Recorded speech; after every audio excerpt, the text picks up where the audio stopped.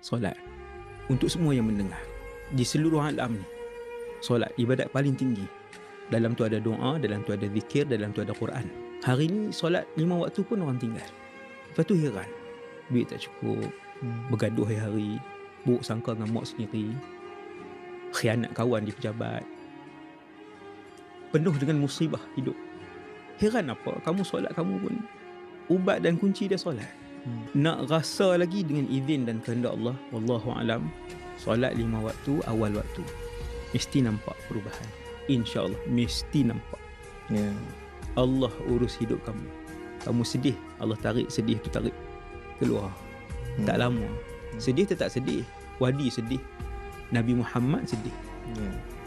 Wadi letih, Nabi Muhammad pun letih, Ashraf letih, semua manusia. Tetapi keletihan itu tidak dipanjangkan oleh Allah SWT.